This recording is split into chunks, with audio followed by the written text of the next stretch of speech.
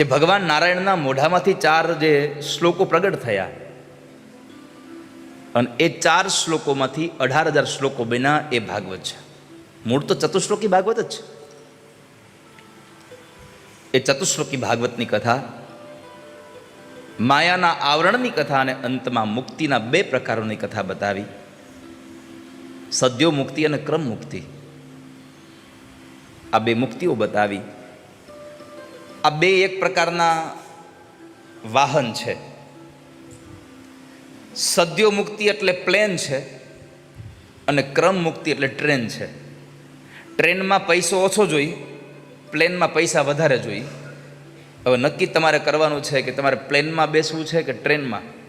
પ્લેનમાં બેસશો તો સીધા તમારા સ્ટેશન ઉતારશે અથવા તો એકાદ 2 સ્ટેશન આગળ ઉતારશે. ટ્રેનમાં બેસશો તો બહુ બધા સ્ટેશન આવશે ને પછી તમને લઈ જાય. હવે નક્કી તમારે કરવાનું છે કે આપણે શું કરવું છે. આ મનુષ્ય અવતારમાંથી સીધું જ ભગવાનના ધામમાં પહોંચી જવું છે તો ભગવાનના નામનું નાણું વધારે તમારે ભેગું કરવું પડશે. અને એમ થાય કે ના ના આપણે તો ક્યાં એટલું બધું જે ઉતાવળ છે, તો પછી કીડા મકોડા કૂતરા વાંદડા બિલાડા આમાં થઈને જવાનું. ને પછી જલસા. વાંદરા બની તો કેટલું ફ્રૂટી જ પીવા મળે.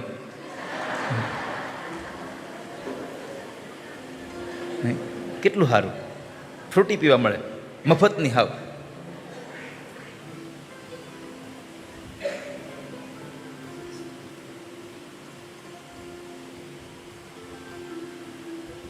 આઈના વાંદરાય વાળા હાળા.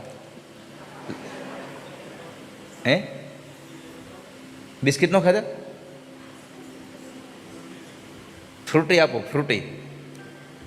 અમુક તો એટલા વાયડા છે ને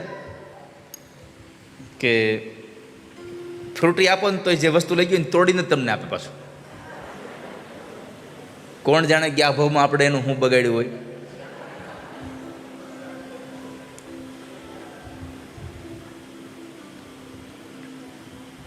કેટલું ચંચળ એ જીવ, એક જગ્યાએ બેહે નહીં. આ ડાળથી આ ડાળ ને આ ડાળથી આ ડાળ. એટલે જ તો મહાપુરુષોએ આપણા મનને પણ મરકટ જેવું કીધું છે. આપણું મને મરકટ જ છે. એક જગ્યાએ બેહે જ નહીં હરખું, એક ડાળથી બીજી ડાળે જાય જ પાછું.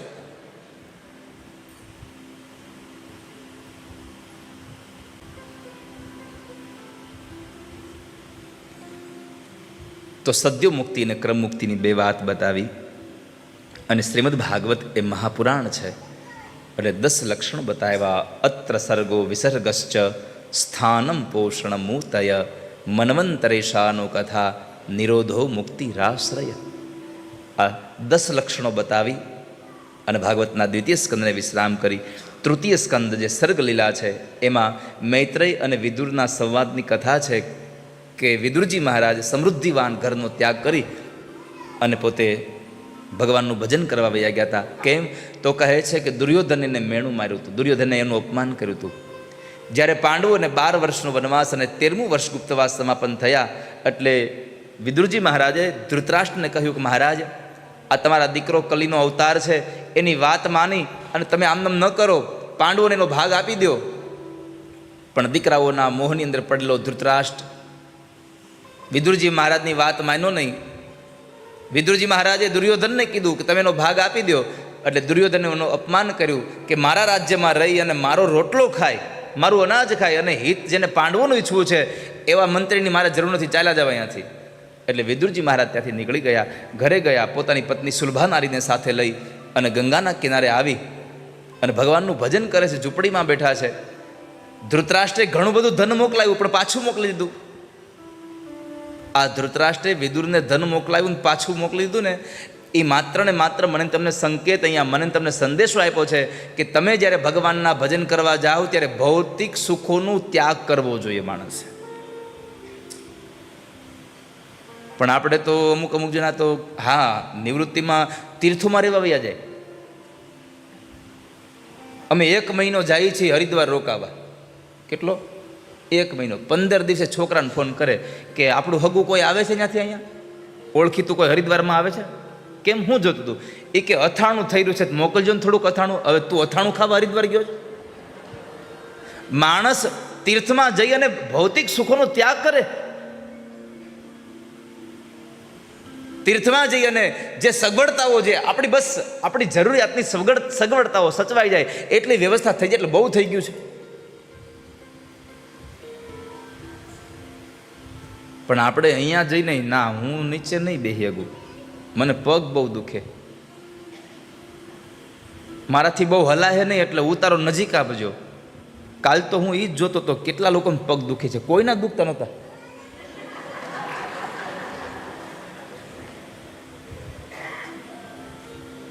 કોઈના દુખતા નહોતા. આ એક રાજનના દુખતા હતા.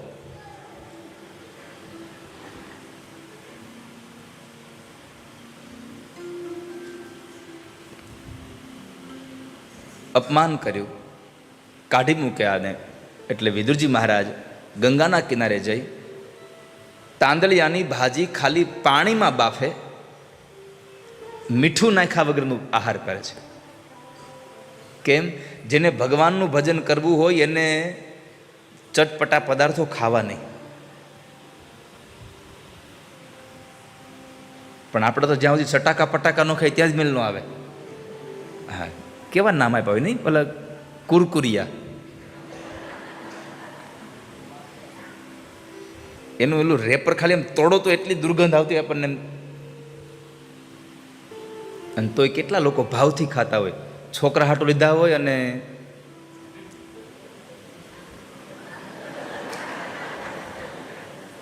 લીધા હોય છોકરા હાટું, પણ ખાતા હોય એના મમ્મી પાછા બેઠા બેઠા.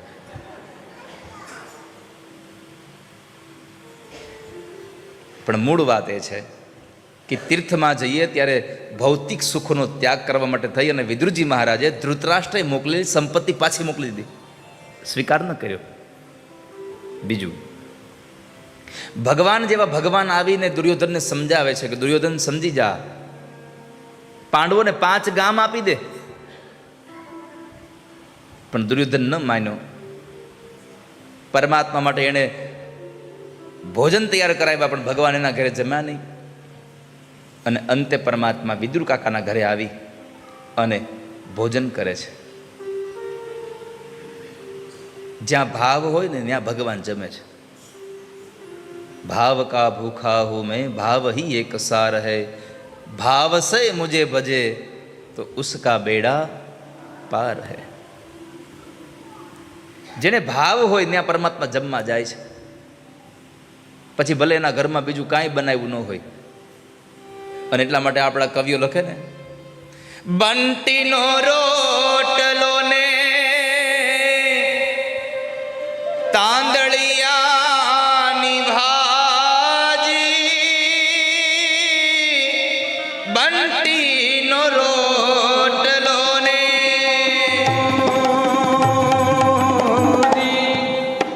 તાંદળિયાની ભાજી, રુચિ રુચિ ભોજન ધરાઈ, ઉદ્ધવજી ચાલો વિદુર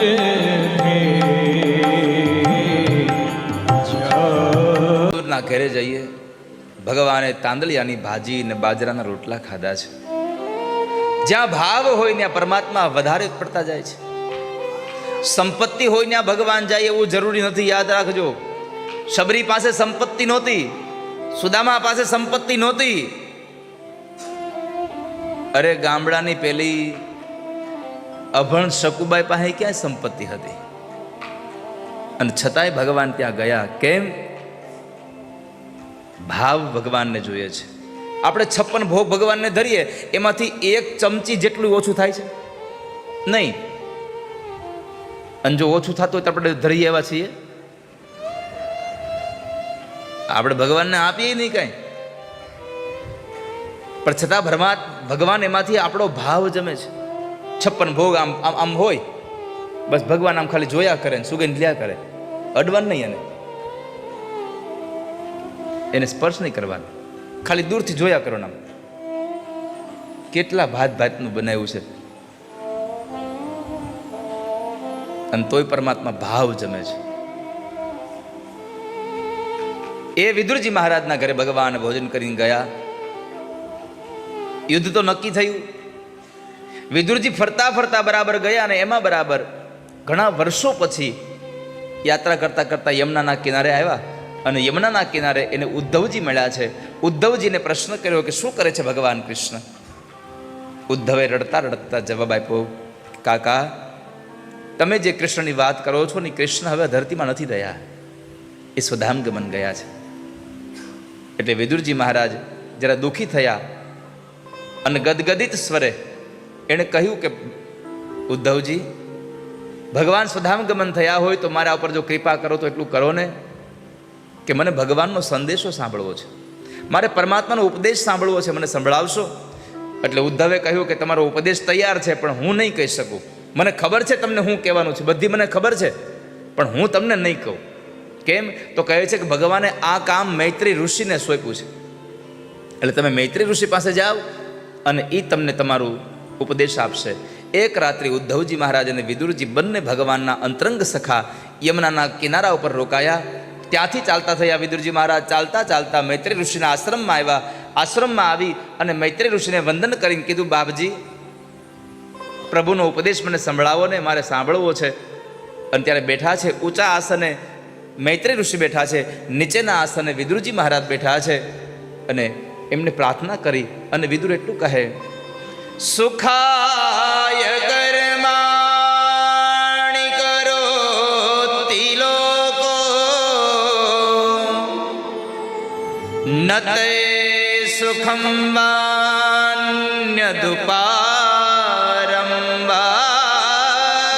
વિદ્યેત ભૂયસ્તતયેવ દુઃખમ યદત્ર યુક્તમ ભગવાન વદેન્નઃ યદત્ર યુક્તમ. સારો છે. આ સંસારમાં માણસ સુખ અને દુઃખ એક જ વસ્તુથી પામે છે, પોતાના કર્મથી. કર્મણ્યવાધિકારસ્તે મા ફલેષુ કદાચ. આ સંસારમાં માણસ કર્મથી સુખને પામે, કર્મથી માણસ દુઃખને પામે છે.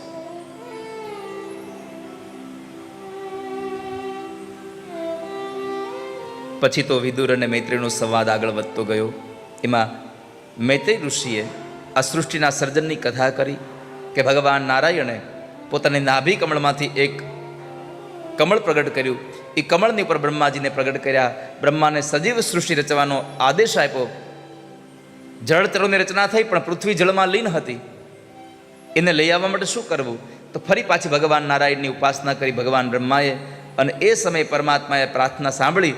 પરમાત્માએ છીક આવી, એમાંથી બરાબર ભગવાન નાકમાંથી વરાહ અવતાર લઈ અને પરમાત્મા ધારણ થયા, પ્રગટ થયા છે.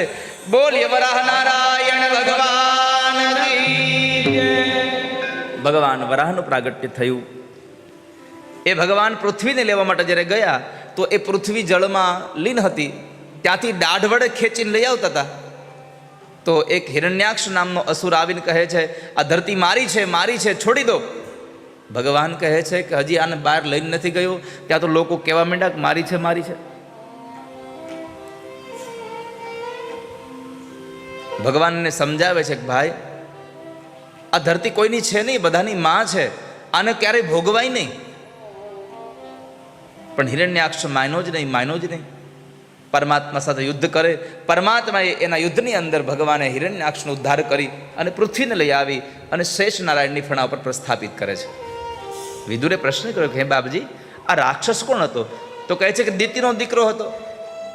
આ તો વધારે આશ્ચર્ય થયું કે દિતિ તો દેવોની માતા છે ને એના ઉદરમાંથી રાક્ષસ સમજાતું નથી કાંઈ.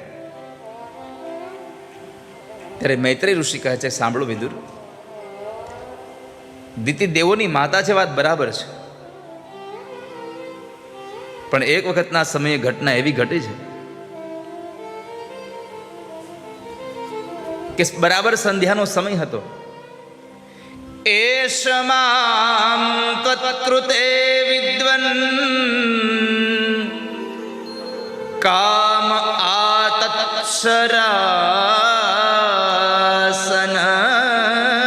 દુનોતિ દીનાં વિક્રમ્ય રંભામિવ મતં ગજઃ. તદ્ભવાન દયમાનાયામ સપત્નીનામ સમૃદ્ધિર્ભિ પ્રજાવતીનાં ભદ્રં તે મય્યાયું કામનુગ્રહમ. દિતિએ પોતાના પતિને સંધ્યાના સમયે કીધું કે મારા મનની અંદર કામનો પ્રવેશ થયો છે, આપણે કામને ભોગવીએ. કશ્યપ ઋષિ કહે છે કે દેવી, સંધ્યાનો સમય કામ ભોગવવા માટે નથી, ભોગ ભોગવવા માટે નથી. સંધ્યાનો સમય પ્રભુનું ભજન કરવા માટે છે, ભગવાનનું ભજન કરવા માટે સમય છે, માટે તમે ભગવાનનું ભજન કરો. પરંતુ દિતિએ એને માન્યા નહીં, અંતે કામ ભોગવો. અને કામ ભોગવું એટલે 4 દોષ લાગ્યા. પહેલો દોષ, મન ઉપરનો સંયમ ગુમાવ્યો. બીજો, સંધ્યાનો દોષ લાગ્યો એટલે કે સમયનો દોષ લાગ્યો. ત્રીજો, પોતાના પતિની આજ્ઞાનું ઉલ્લંઘન કર્યું એનો દોષ લાગ્યો. અને ચોથો દોષ, સંધ્યાના સમયે શિવ અને ભવાની બે વિચરણ કરવા નીકળે, આ સમયનો દોષ લાગ્યો. એટલે આ 4 દોષને લઈ અને એના ઉદરની અંદર જે બાળકો આવ્યા એ રાક્ષસ યોનિના બાળકો આવ્યા. કે તમારા ઉદરમાં બાળકો આવશે પણ રાક્ષસ આવશે. પોતાના પતિ પાસે ક્ષમા માગી દિતિએ કે મને માફ કરી દો, પણ મારા બાળકો રાક્ષસ ન થાય એવી કૃપા કરો. પણ કશ્યપ ઋષિએ કીધું કે દેવી, તમારા ઉદરમાં રાક્ષસ જ જન્મશે, પણ તમારા દીકરાનો દીકરો જે થશે એ ભગવાનનો અનન્ય ભક્ત થશે. અને એમાં આ 2 રાક્ષસો જે આવ્યા, હિરણ્યાક્ષ અને હિરણ્યકશિપુ. હિરણ્યાક્ષને ભગવાન વરાહે ઉદ્ધાર કર્યો. હિરણ્યકશિપુના ઉદ્ધાર માટે 7મ સ્કંદમાં કથા છે, જેમાં ભગવાન નૃસિંહનો અવતાર થાય છે. અહીંયા આગળ હિરણ્યાક્ષનો ઉદ્ધાર કરી ભગવાને આ પૃથ્વીને શેષ નારાયણની ફણા ઉપર પ્રસ્થાપિત. આ હિરણ્યાક્ષ અને હિરણ્યકશિપુ આ કોણ છે? તો કહે છે કે ભગવાન નારાયણના 2 દ્વારપાળ જય અને વિજય છે. ભગવાનના દ્વારપાળ અને રાક્ષસ બનવું પડે, આવું શું કામ થયું? તો કહે છે એનું કારણ એ હતું કે જ્યારે જય અને વિજય દરવાજા ઉપર ઉભા રહીને ચોકી પહેરો કરતા હતા કે ભગવાનના દર્શન કરવામાં તમે બાધક બન્યા છો, અમને અંદર નથી જવા દીધા, એટલા માટે શ્રાપ આપીએ છીએ કે તમે આ ધરતી ઉપર તમે રાક્ષસ બની જશો, તમે રાક્ષસ થશો, અસુર બનશો. ક્ષમા માગી તો કહ્યું કે જો વેર ભાવે ભજો તો 3 જન્મમાં મુક્તિ, અને દાસ ભાવે ભજો તો 7 જન્મે મુક્તિ થશે તમારી. અંતે જય વિજય નક્કી કર્યું કે ભલે ભગવાન હારે વેર બાંધવું પડે, પણ 3 જન્મ વેર બાંધે છે. હિરણ્યાક્ષ ભગવાન મારે છે. પરમાત્માએ પ્રસ્થાપિત કરેલી ધરતી ઉપર માનસ પુત્રોએ સંસાર ન ચલાવ્યો, રુદ્રોએ પણ સંસાર ન ચલાવ્યો. એટલે ભગવાન બ્રહ્માએ પોતાની જાંઘમાંથી એક સ્ત્રી અને એક પુરુષને પ્રગટ કર્યા અને એ જોડલું ઉત્પન્ન કર્યું. એને કહ્યું તમે સંસારને ચલાવો. એણે દાંપત્ય જીવન ચલાવ્યું. એ દાંપત્ય જીવનમાં એમને ત્યાં 3 દીકરીઓ થઈ છે, દેવહૂતિ, આકુતિ અને પ્રસૂતિ. 2 દીકરાઓ થયા, ઉત્તાનપાદ અને પ્રિયવ્રત રાજા. આ જે જોડલું મનુ મહારાજ ને શત્રુપા રાણી, એમાં એનો દિવ્ય દાંપત્ય જીવન આગળ ચાલતો થયો. મનુ મહારાજની 3 દીકરીઓ છે, એમાં દેવહૂતિના લગ્ન કરદમ ઋષિ સાથે કરવામાં આવ્યા છે. કરદમ ઋષિને બ્રહ્માએ કહ્યું કે તમે સંસારનો સ્વીકાર કરો. તો કરદમે કહ્યું કે હું સંસાર તો સ્વીકારું, પણ મારે ત્યાં બ્રહ્મ જેવો દીકરો થાય તેજસ્વી, તો મારો સંસાર બરાબરનો સફળ કહેવાય. હવે ભગવાનને કેમ કેવું તમે દીકરા બનીને આવો? પણ બ્રહ્માએ કહ્યું તમે નારાયણની ઉપાસના કરો. એટલે કરદમ ઋષિએ નારાયણની ઉપાસના કરી, ભગવાન પ્રગટ થયા અને માગવા કહ્યું તો એટલું કીધું કે એક સારી સ્ત્રી આપો. ભારત વર્ષના સાધુએ સારી સ્ત્રી માગી. કેમ સારી સ્ત્રી શું કામે? તો કહે છે કે સારી સ્ત્રી હોય તો સારું સંતાન જન્મે, સ્ત્રી સારી હોય તો જ સંતાન સારા થાય. પણ ભગવાને કહ્યું બીજી એક વાત એવી પણ છે કે કરદમ ઋષિ એમ કહ્યું કે મારા સંસાર જીવનમાં તમારા જેવો દીકરો થાય એવી એક મને આશીર્વાદ આપો. તો ભગવાને કહ્યું તથાસ્તુ, મારા જેવો દીકરો, પણ મારા જેવું સંસારમાં બીજું કોઈ નથી, એટલે હું જ તમારો દીકરો બનીને આવીશ. પણ પછી ખબર પડી કે આ તો પરિણા નથી, હજી કુંવારા છે. કરદમ તમારે લગ્ન કરવા પડે. ત્યારે કરદમ ઋષિએ કીધું ભગવાન, તમારે જે માના કુખથી જન્મ લેવો હોય એની હારે મને પરણાવી દો. મને પરણાવવાનું કામ એ તમારું અને મારે ત્યાં દીકરો બનીને આવવાનું કામે હવે તમારું છે. માણસને માગતા આવડે તો થાય. પ્રભુ પાસે શું માગવું જોઈએ? પરમાત્મા પાસે પ્રભુને જ માગી લેવા જોઈએ, ઈશ્વરને જ માગી લેવા જોઈએ. તો કરદમ અને દેવહૂતિના લગ્નની વાત છે. મનુ મહારાજ પોતાની દીકરી દેવહૂતિને સાથે લઈ અને કરદમ ઋષિના આશ્રમમાં આવે છે. ભગવાને કહ્યું હતું કે આજથી 3જા દિવસના સૂર્ય ઉદય સમયે તમારા આશ્રમમાં એક રથ આવશે અને એ દેવહૂતિનો હાથ સ્વીકારજો. એટલે ભગવાનની ઈચ્છા પ્રમાણે કરદમ ઋષિએ જે મનુ મહારાજ અને શત્રુપા રાણી દેવહૂતિનો લગ્ન કરવા માટે લઈને આવ્યા હતા, તો એમને એનો હાથ સ્વીકાર્યો છે. પણ એકમાત્ર નિયમ રાખ્યો છે કે મારો એક નિયમ છે કે મારા સંસારમાં એક દીકરો થશે એટલે હું સંસાર છોડીને વયો જઈશ. પણ દેવહૂતિ આ વાતનો પણ સ્વીકાર કરી અને રહ્યા છે. પોતાના પતિ એવા કરદમ ઋષિની ખૂબ સેવાઓ કરી, ખૂબ એને સેવામાં ભાવ રહ્યો. વર્ષો વીતી ગયા બ્રહ્મચર્યાશ્રમ સાથે. અને એક વખતના સમયે કરદમ ઋષિ જ્યારે એની સેવાથી રાજી થયા અને કહ્યું કે હે મનુપુત્રી, હું તમારાથી રાજી થયો છું, માગો શું આપું? તો કહે છે કે મને પ્રજોત્પત્તિની ઈચ્છા છે, મને સંતાનની ઈચ્છા છે, મને બાળક જોઈએ છે. અને એ મનુપુત્રીની ઈચ્છા પ્રમાણે કરદમ અને દેવહૂતિના દાંપત્ય જીવનમાં સૌથી પહેલા 9 કન્યાઓ થાય છે. આ 9 કન્યાઓ એટલે અધ્યાત્મ જગતમાં 9ધા ભક્તિ છે. શ્રવણમ કીર્તનમ વિષ્ણુ સ્મરણમ પાદ સેવનમ અર્ચનમ વંદનમ દાસ્યમ સખ્યમાત્મન. સંસારમાં સીધી વાત છે કે જેના ઘરમાં 9 ભક્તિ હોય તો એના ઘરે ભગવાન આવે જ, એવું નહીં. જેના ઘરમાં 1 ભક્તિ હોય ને એના ઘરમાં ભગવાન આવે છે.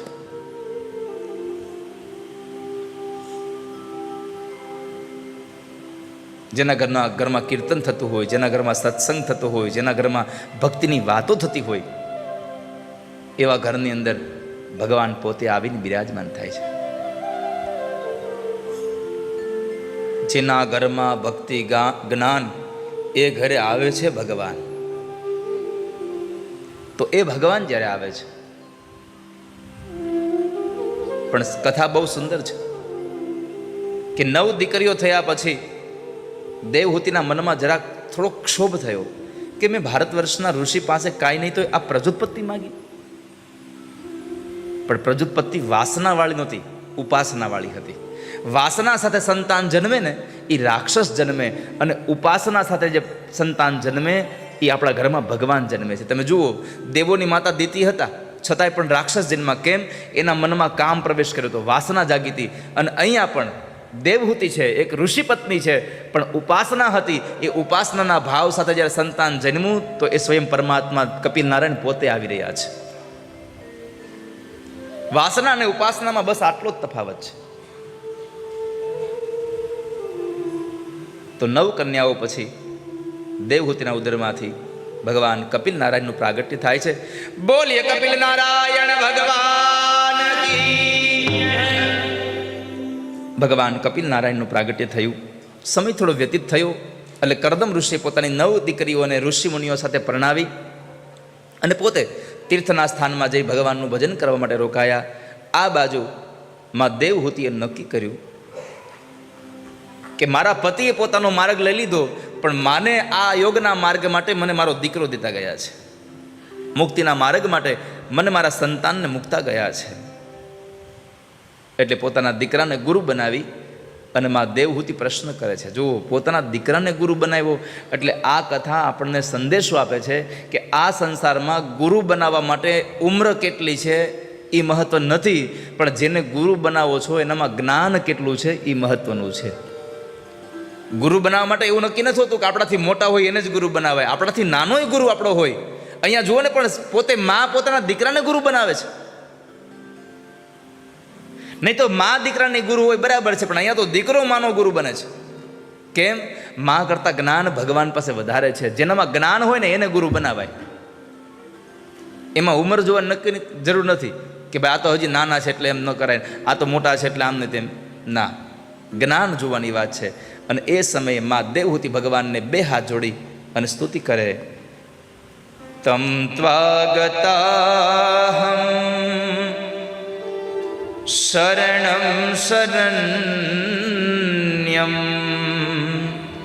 સ્વભૃત્ય સંસારતરો કુઠારમ जिज्ञासयाहं प्रकृतेः पुरुषस्य नमामि सद्धर्मविदां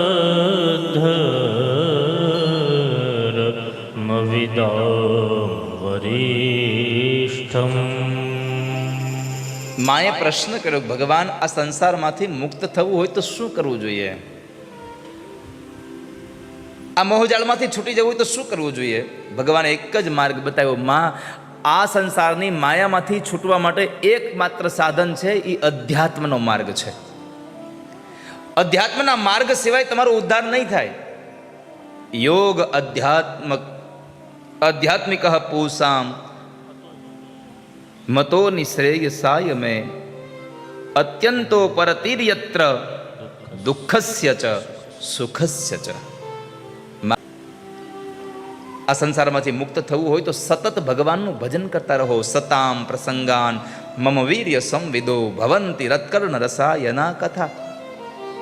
તમે સતત પરમાત્માની કથાને સાંભળો તો જ તમારા મનના વિકારો મળશે, અને મનના વિકારો મળશે તો જ વાસુદેવ તમને મળી જશે. વિકારોને મારવા બહુ જરૂરી છે, વાસનાઓને હટાવવી બહુ જરૂરી છે.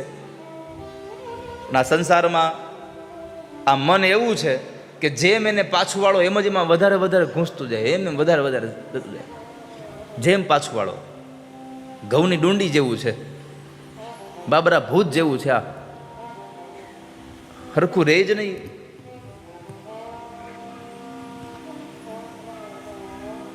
માં મુક્તિ મેળવવા માટે એકમાત્ર સાધન છે સત્સંગ કરો. સતત પ્રભુના ભજનમાં રહ્યો, સતત તમે એમાં ધ્યાન રાખો. તમારું મન આડાવડું જવા જ ન દો. આને નવરું પડવા દો તો એ માથાકૂટ કરે ને ઊભી. આને નવરું જ ન પડવા દો ક્યારે.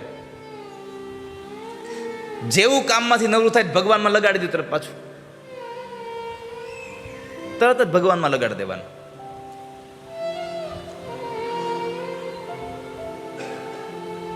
ભગવાન કપિલ નારાયણ માં દેવહૂતિને માધ્યમ બનાવી સાંખ્ય શાસ્ત્રનો ઉપદેશ માને આપે છે. માને કહે છે, માં એક વાત કહું, આ સંસારમાં લોકોને ત્રેવડું બંધન હોય છે. 3 બંધન હોય છે, રજોગુણ, સત્વગુણ અને તમોગુણનું. એક દોરડાનું બંધન હોય તો માણસ છૂટતો નથી, તો 3 બંધન છે. કેમ છૂટી શકાય?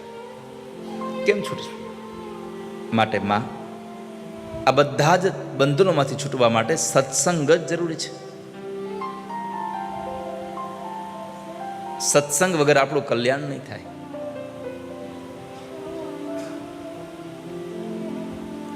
માટે સત્સંગ કરો તમે.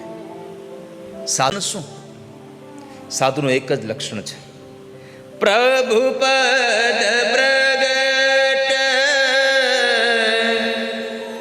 કરાવત પ્રીતિ.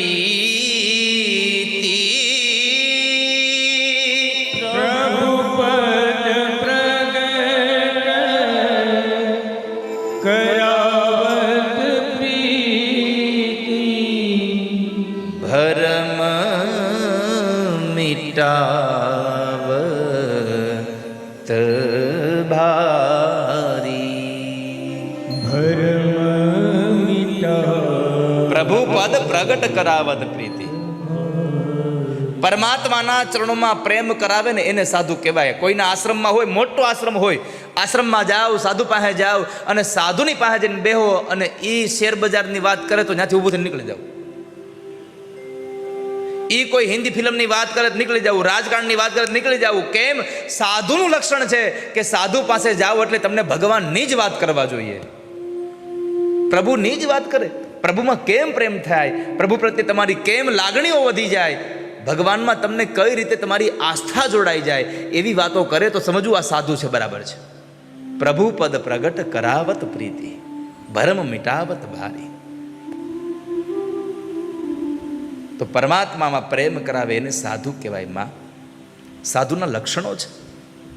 તિતિક્ષવ કારુણિકા સુરદ સર્વદેહિનામ અજાત શત્રવ શાંતા સાધવ સાધુભૂષણા.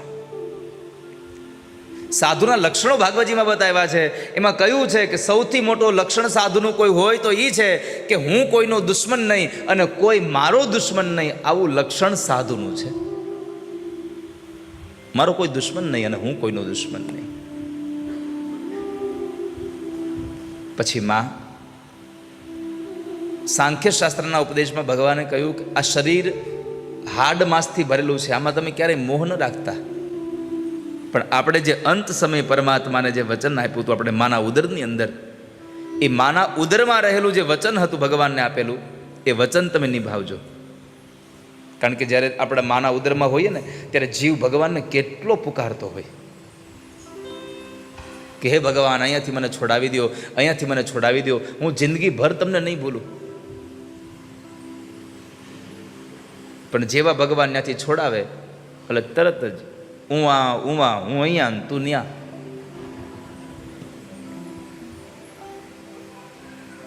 ભગવાનની આ માયામાંથી છૂટી કોણ શકે?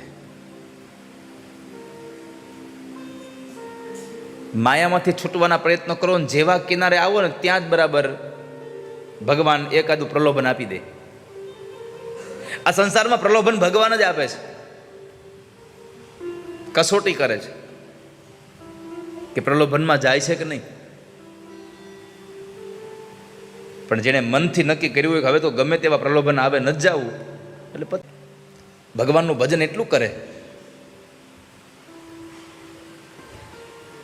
કે કોઈની સંપત્તિ તરફ નજર ન નાખે. એક વખતના સમયે રાકા ને બાકા બે જતા હતા.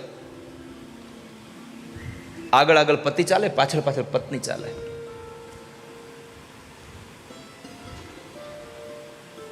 એમાં બરાબર એક સોનાનો સિક્કો હતો રસ્તામાં પડ્યો હતો. એટલે પુરુષે જલ્દીથી ખાડો કરી સિક્કો નાખી અને માથે ધૂળ વાળી દીધી. પત્ની જોયું, આ શું કરો છો? અરે સોનાનો સિક્કો હતો એને ઢાંકી દીધો. કેમ? અરે તારી નજર પડે તો કદાચ તને એમ થાય કે આને લઈ લઉં તો. અને ત્યારે પત્ની કહ્યું કે તમારી સાથે રહી અને ભગવાનમાં એટલું ભજન લાગ્યું છે, હવે તો એક સિક્કો નહીં, કદાચ આખો હોનાનો ઢગલો આવે ને તો એના ઉપર મારું થૂકે ન બગાડો. તમે તો સિક્કામાં એટલો તમને ભાવ થયો કે આને ઢાંકી દેવું જોઈએ, હોનું છે. મને તો એ જ નથી સમજાતું કે હવે હું હોનું છે અને શું કથિર છે. આ દુનિયામાં આવું છે. પીળું જોઈને આપણે થાય કે આ હોનું હશે, પણ પછી આપણા કર્મે ફૂટ્યા નીકળ્યું કથિર. સોનું જાણીને સંગ કર્યો વણજારા અને મારા કર્મે નીકળ્યા કથિર.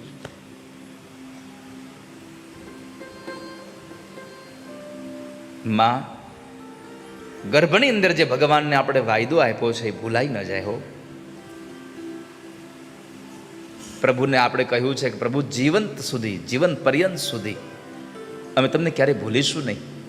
અને મહાપુરુષોનો એક જ ઉદ્દેશ હોય છે કે ગમે તેવી સ્થિતિ આવે, તમારે ગમે તેવી સ્થિતિ આવે બધું ભૂલી જવું, એક ભગવાનને ન ભૂલવા કોઈ દિવસ, પ્રભુને ન ભૂલવા.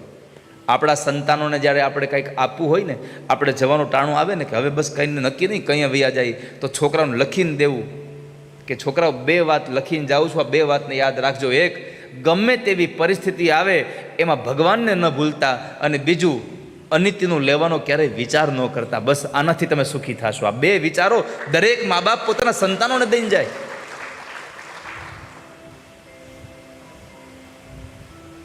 પણ ક્યારેક ક્યારેક તો દુનિયામાં જોતા હોય દીકરો અનિતિનું લઈને ઘરમાં નાખે તો મા બાપ રાજી થાય, ઓહો કેટલું લઈ આવ્યો. પણ તમને ખબર છે આ અનિતિનું આવે ને ઘરમાં એટલે નીતિનું લઈને જાય. જો તમારા ઘરની અંદર સંપત્તિ હશે પણ સંસ્કાર નહીં હોય તો યાદ રાખજો, ચોથી પેઢીએ પૂરું. પહેલી પેઢી ભગવાનનું ભજન કરે, બીજી પેઢી એ ભજનના પ્રતાપે પૈસો મેળવે, ત્રીજી પેઢી એ મેળવેલા પૈસાને વાપરે. પણ જો એ ત્રીજી પેઢીના સંસ્કાર નહીં હોય તો ચોથી પેઢીએ પૈસો નહીં વધે, એ વયું જાય. પણ સત્સંગ તમારામાં હશે તો પૈસો નહીં વયો જાય. સત્સંગ હશે તો પૈસોય ટકી રહેશે, અને ટકેલો પૈસો તમને સુખે આપશે. આ દુનિયામાં આપણાથી કમાયેલો પૈસો આપણે આપણા માટે વાપરીએ અને જેટલો આપણને આનંદ મળે છે ને, એના કરતાં 1000 ગણો આનંદ તમારા કમાયેલા પૈસાથી, તમારા પરસેવાથી મેળવેલા પૈસાથી તમે જ્યારે પર સેવા કરો ને ત્યારે તમને વધારે આનંદ મળે છે. તમારો પરસેવાનો પૈસો પર સેવામાં જાય તો આનંદ થઈ જાય છે. 5 લાખ રૂપિયા તમારા તેજુરીમાં પડ્યા હોય, એ તમને આમ મજા આવ્યા કરે. 5 લાખ પડ્યા છે, પણ એ 5 લાખમાંથી ખાલી 5000 કાઢી અને ગરીબના છોકરાઓને કોઈને જો મીઠાઈ લઈને વેચો ને તો તમને આનંદ થઈ જાય તમારા જીવનમાં. જે 5 લાખનો આનંદ તમને તેજુરીમાં પડ્યા ન આપે, એ 5000ની મીઠાઈ જ્યારે તમે વેચતા હોવ ને ત્યારે તમારા અંદરમાં થતી હોય છે. માટે માં, ગમે તેવી સ્થિતિ આવે ભગવાનને ન ભૂલશો, પ્રભુને ક્યારેય વિસરશો નહીં. ગમે તેવી સ્થિતિ થાય પ્રભુને ભૂલશે નહીં આપણે. એ વાત સુખદેવજી મહારાજ રાજા પરીક્ષિતને બતાવી. અંતે કપિલ નારાયણ ભગવાન માને સાંખ્ય શાસ્ત્રનો ઉપદેશ આપી અને પોતે ગીતાજીના પ્રચાર માટે, કપિલ ગીતાના પ્રચાર માટે નીકળી ગયા. અને આ બાજુ બિંદુ સરોવરના કિનારે માં દેવહૂતિએ ભગવાન દ્વારા મળેલું જ્ઞાન યોગ માર્ગમાં લગાડી અને પોતાના દેહનો ત્યાગ કર્યો. જે જગ્યાએ માએ દેહ કે જ્યાં માને મુક્તિ મળે છે, પરમાત્માએ માને મુક્તિ આપી એ કથા બતાવી.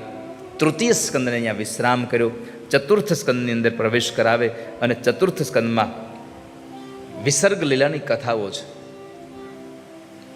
મનુ મહારાજને 3 દીકરીઓ હતી, દેવહૂતિ, આકુતિ અને પ્રસૂતિ. એમાં આકુતિના લગ્ન રુચિ ઋષિ સાથે થયા. એમને ત્યાં ભગવાન યજ્ઞનારાયણનું પ્રાગટ્ય થયું. અને ત્યાર પછી દેવહૂતિ અને કરદમની 9 દીકરીઓ, એને એક ઋષિ સાથે પરણાવ્યા.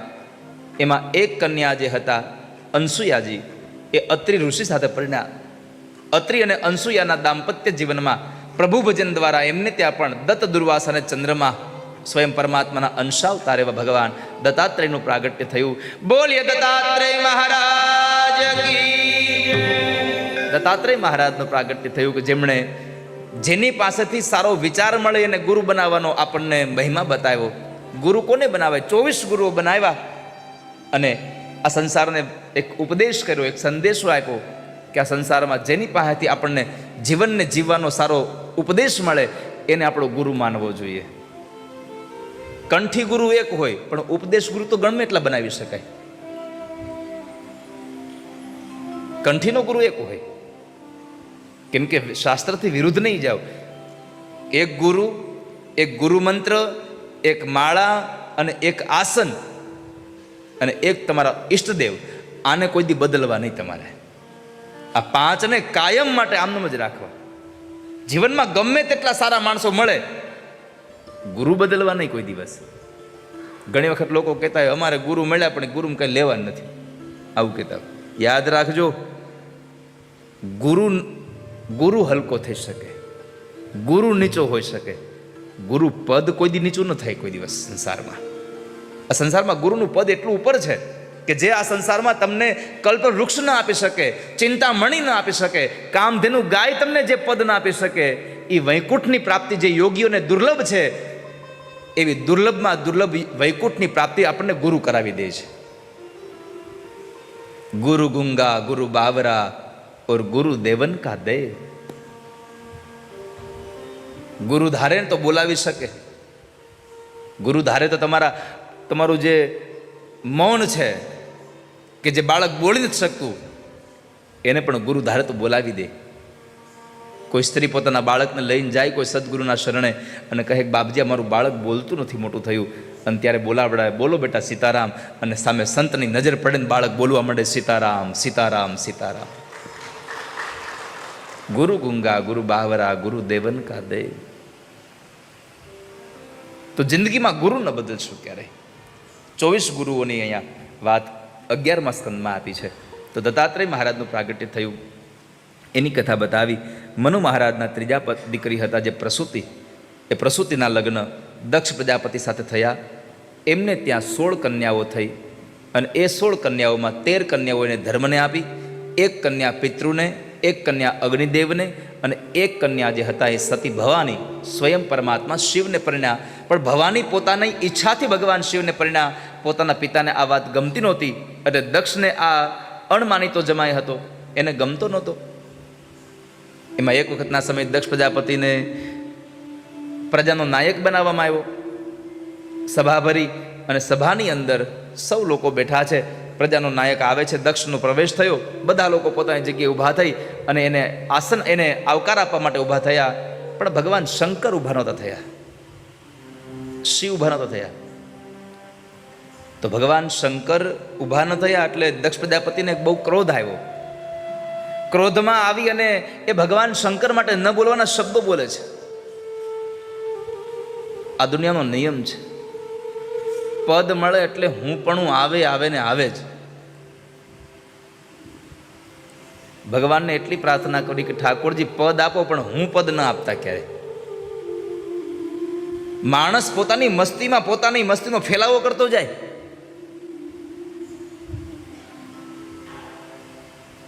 પદને લઈ અને હુંકાર માંડ્યું થવા. ભગવાન શંકર માટે ન બોલવાના શબ્દો બોલતો હતો દક્ષ. નંદી આદિ ગણોએ એને સાવધાન કર્યો કે બસ દક્ષ હવે ન બોલીશ કાંઈ. છતાંય પણ એ મૌન ન થયો. એટલે નંદીએ શ્રાપ આપ્યો કે તું ક્યારનો મેં કરે છે, એટલે હું તને શ્રાપ આપું છું કે તું મેં કરવાવાળો બકરાના મોઢાવાળો બનીશ. આ શ્રાપ મળે છે. વાતાવરણ એકદમ તંગ થયું એટલે ભગવાન મહાદેવ સૌ સૈનિક પોતાના ગણોને સાથે લઈ નીકળી ગયા. કૈલાસમાં આવીને પોતાના પત્નીને કાંઈ કીધું નહીં એણે કે મારે તમારા બાપુજી હારે, મારા હાહરા હારે આમ થઈ ગયું છે. આમ જોવા જાવ ને તો આ કળિયુગના શંકરને ભગવાન શંકરે ઉપદેશ આપ્યો છે કે સસરાના ઘરે કાંઈ પણ આપણું જરા કે માન અપમાન જેવું થાય તો એનો ગુસ્સો આપણે પત્ની ઉપર ઉતારવો. નકર ઘરે આવીને એનો ક્રોધ અહીંયા ઉતારે. પેલું ચાલુ કરે, શું કે ફોન કરીને કહી દેજો આપણે મેલ નહીં આવે. પણ ભગવાન શંકરે કશું કીધું નથી, કઈ વાત ન કરી. અને આપણે આમે કોકનો ગુસ્સો કોકની ઉપર ઉતારીએ. સૌથી વધારે બેનો કોઈના ઉપર ગુસ્સો ઉતારતા હોય તો છોકરા ઉપર. હા, નાના છોકરા ઉપર. ઘરમાં કામથી થાકી ગયા હોય, એકલા હાથે કામ કરતા હોય, કામ પૂરું થાય નહીં, ત્યાં વળી ટકટકણી હાહુ ટકટક કર્યા કરે એટલે પછી બધો ગુસ્સો એ છોકરા ઉપર ઉતરે, એને મારે. અંદર ઉદ્ભવેલો અગ્નિ ક્યાંક તો બહાર કાઢવો ને. અંદર જે હવે ઉફાણો આવ્યો છે એને ક્યાંક તો બહાર કાઢવો. Hello, Moto. Own the Motorola Edge 60 Fusion. इस डिब्बे में क्या है? नेहा के शेफ बनने का पहला कदम है अपने हाथों से कुछ बना. તો ભગવાન શંકરે કંઈ કીધું નહીં, પણ દક્ષ પ્રજાપતિએ એક યજ્ઞનું આયોજન કર્યું અને એ યજ્ઞમાં સૌને બોલાવ્યા, પણ પોતાના જમાઈ અને દીકરીને બોલાવ્યા નહીં. જે દિવસે યજ્ઞ હતો બ્રાહ્મણો વેદ મંત્રના ઘોષ કરે, યજમાન પરિવારમાં બેસી અને આહુતિ આપે. બીજી બધી દીકરીઓ આવી છે પણ એકમાત્ર ભવાનીને નથી તેડાવ્યા. એમાં બન્યું એવું કે જેટલા દેવતાઓને આમંત્રણ આપ્યું હતું બધા લોકો પોતાના પરિવાર સમેત જતા હતા વિમાન લઈને. એટલે ભવાની નજર પડી એટલે ભવાનીએ પ્રશ્ન કર્યો કે પ્રભુ આ બધા દેવતાઓ ક્યાં જાય છે? તમારા પિતાજીના ઘરે કેમ? તો કે તમારા બાપુજીના ઘરે યજ્ઞ છે આજે. તો ભવાનીને તો જરા દુઃખ લાગી ગયું કે મારા બાપની ઘરે યજ્ઞ, મને આમંત્રણ નહીં. પણ પછી ભગવાન શંકર આખી વાત બતાવી કે ભવાની મૂળ ઘટના આવી છે કે મારે તમારા પિતાજીની વચ્ચે એક અણબનાવ બન્યો છે. અમારા બંનેની વચ્ચે એક અણબનાવ બન્યો છે એટલે તમારા પિતાજીએ મારું અપમાન કરવા માટે યજ્ઞ કર્યો છે એટલે આપણને આમંત્રણ નથી આવ્યું. ભવાનીએ કીધું પ્રભુ હાલો જઈએ, હું મારા બાપુજીને સમજાવી દઈશ, તમારા બંનેની વચ્ચે સમાધાન કરી દઈશ, પણ હાલો આપણે જઈએ. ભગવાને ના પાડી, આવ નહીં આદર નહીં નહીં નેનું માને તે ઘર કદી ન જાઈએ कमल कंचन वरसे में। જેના ઘરમાં આપણને આવકાર ન મળે એવા ઘરમાં કોઈ જવું જોઈએ. ભલે ને મેલ ગમે તેટલું મોટું હોય, પણ મન હાવ નાનું હોય તેના ઘરે જઈને કરવું શું આવે? મહેલ મોટા ને મન જેના સાંકડા રે, મહેલ मोटा ने मन जना साकड़ा रे।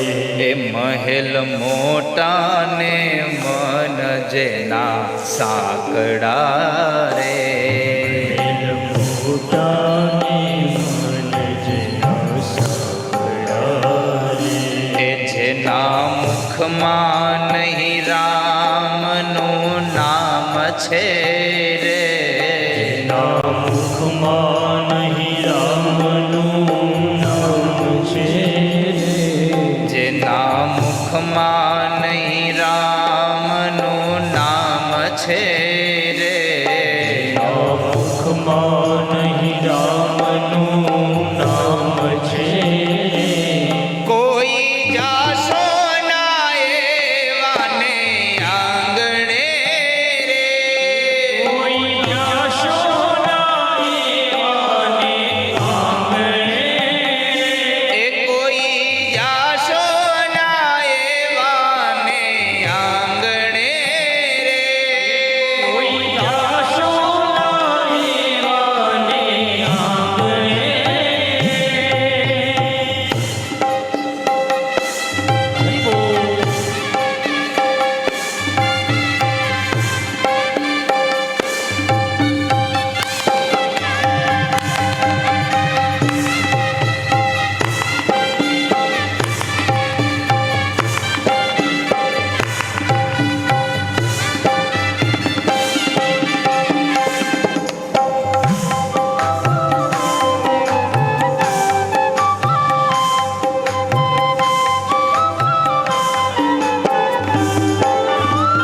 અહીંયા કવિએ કોની કોની ઘરે ન જવું એની યાદી આપી છે. કામ સારા ન થાય કદી હાથથી રે,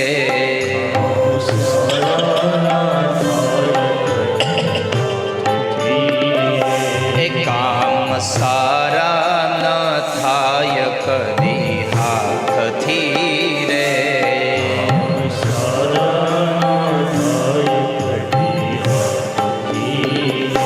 એ જેની તિજોરીમાં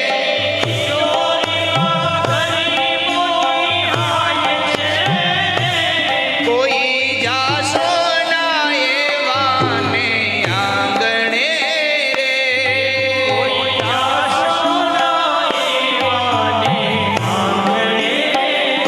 એ મહેલ મોટા ને મન જેના સાંકડા રે,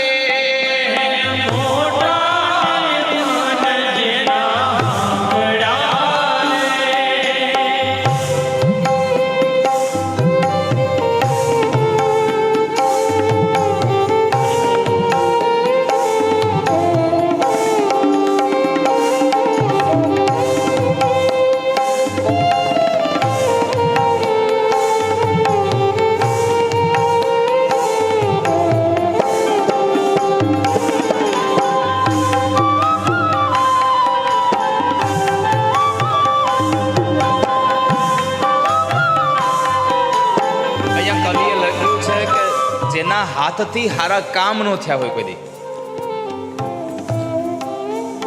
બે હાથે નકરું ભેગું જ કર્યું હોય, અને એમાંય ગરીબોના હાય ભરી હોય જેની તિજોરીમાં, જેના ઘરમાં અનિતિનું અનાજ હોય એના ઘરે કોઈ દી પાણી ન પીવું, જમવાની વાત તો બહુ દૂર છે, જેના ઘરમાં અનિતિનું અનાજ હોય એના ઘરનું પાણી ન પીવું કોઈ દિવસ.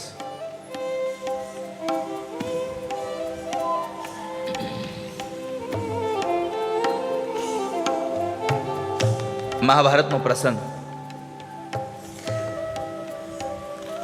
દાદા ભીષ્મ જ્યારે બાણશૈયા પર પોઢ્યા હતા અને જ્યારે ભગવાન આવે છે, દ્રૌપદીજી હતા, બધા હતા. અને દાદા ભીષ્મએ ભગવાનને કીધું કે ભગવાન, એક કૃપા કરો ને, મારી આ મતિરૂપી કન્યાને તમે સ્વીકાર કરો ને. જ્યારે એટલી બધી જ્ઞાનની વાતો, ધર્મની વાતો કરીને દાદાએ, એટલે દ્રૌપદીજી હસ્યા. એટલે દ્રૌપદીને પૂછ્યું, બેટા કેમ હસે છે? તો કહે છે, કાંઈ નહીં દાદા, એ તો એમ જ. અરે ના, કે શું કામ હસે છે? દ્રૌપદી કહે છે કે હસવું તો દાદા એટલે આવે છે કે આજે આટલું બધું જ્ઞાન ખુલ્યું તો તેદી ક્યાં ગયું તું? જે દિવસે હું ભરી સભામાં મને નિર્વસ્ત્ર કરતા હતા, હું ભીખ માંગતી હતી કે મને બચાવી લ્યો, તો ત્યારે કેમ નહોતા બોલ્યા? ત્યારે કેમ ચૂપ રહ્યા? પણ દાદા ભીષ્મએ બહુ સુંદર જવાબ આપ્યો, બેટા જ્ઞાન તો તે દિવસે આમાં હતું જ, પણ એ દિવસે નહોતું બોલાયું એનું એક કારણ હતું કે અનિતિના રાજ્યમાં રહી અને અનિતિનું અનાજ ખાધું હતું ને, એટલે અનિતિના અનાજના બનેલા લોહીથી મારી મતિ ભ્રષ્ટ થઈ ગઈ હતી, એટલા માટે બોલાતું નહોતું. જ્ઞાન તો હતું જ. બીજું, ભગવાન કૃષ્ણએ દુર્યોધનને કીધું કે તારી ઘરે જમીશ નહીં. કેમ? તો કહે છે કે જ્યાં પ્રેમ ન હોય ને જમાય નહીં કોઈ દિવસ. પ્રેમ વગરનું ભોજન ન કરી લેવું. ભાવ હોય ને ભોજન કરાય. ભાવ હોય ને તો રોટલો ભલે ચોપડા વગરનો હોય તોય મીઠો લાગે, અને ભાવ ન હોય તો ભલે ને બરફી જમાડે, એનો આનંદ ન આવે આપણને. જેની તેજોરીમાં ગરીબોની હાય ભરી હોય એવાના ઘરે જાશો નહીં કોઈ દિવસ. અરે એના કરતા વિશેષ લખ્યું કે જેના મોઢામાં ભગવાનનું નામ ન હોય એની ઘરે કોઈ જ ન જવું. પૈસો તો બહુ દૂર રહ્યો, પણ જેના મોઢામાં ભગવાનનું નામ ન હોય એના ઘરે જવું નહીં કોઈ દિવસ. બીજું કીધું, અમે ડાયા ને બીજા બધા મૂર્ખા રે.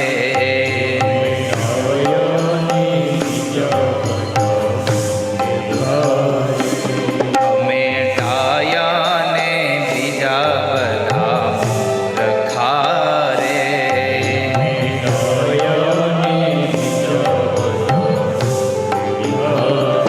એ જેના અંતરમાં હોય અભિમાન છે રે.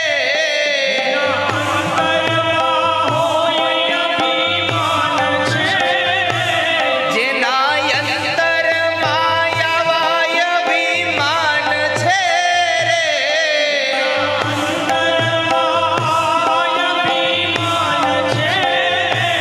કોઈ જાશો ના એવાને આંગણે રે.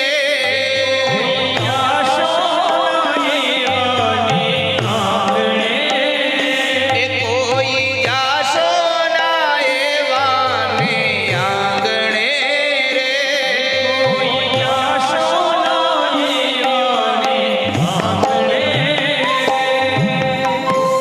જેના અંતરમાં અભિમાન ભર્યા હોય એની ઘરે ક્યારે જવું નહીં. શાસ્ત્ર તો ત્યાં સુધી કહે છે કે અભિમાની વક્તા પાસે કથાય ન સાંભળવી, શાસ્ત્રની વાતય ન સાંભળવી, એની પાસે સત્સંગ ન કરવો જેને અભિમાન છે. પણ આઈ એમ સમથિંગ, હું કાંઈક છું. જે લોકો એમ સમજતા હોય કે હું કાંઈક છું, તો બીજા લોકો સમજી જાય કે આમાં કાંઈ નથી. એ ભલે પોતાની જાતને સમજતો હોય કે હું કાંઈક છું, પણ દુનિયા સમજી જાય કે આમાં કાંઈ છે નહીં લેવાનું. જેને પોતાની અંદર જ્ઞાન, પોતાની અંદર વિવેક, પોતાની અંદર સંસ્કારો ભર્યા હોય ને, એને બોર્ડ બેનરો મારવાની જરૂર જ નથી.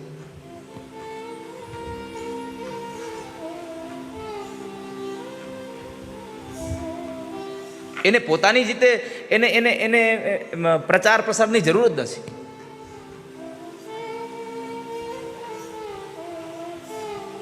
શાકભાજીને લઈને નીકળવું પડે, હાલો રીંગણા બટેકા. સોનાની કોઈ દિવસ લારી ભરીને નીકળ્યા નથી કે હાલો હાર લઈ લ્યો, બુટી લઈ લ્યો. બહુ નરું સત્ય છે.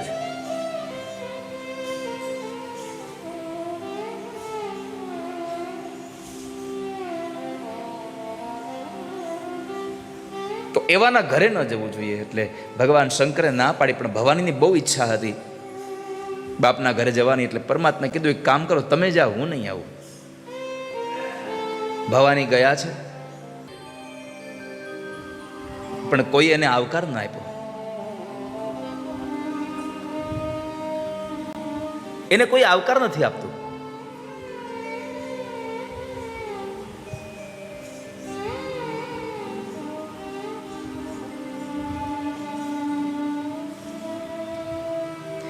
ભગવાનને દુઃખ લાગ્યું, મારા બાપ મને આવકાર નથી આપતો.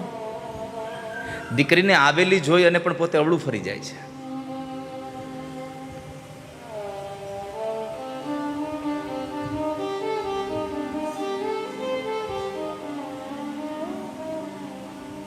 હવે શું કરું? પીતા ભવન જબ ગ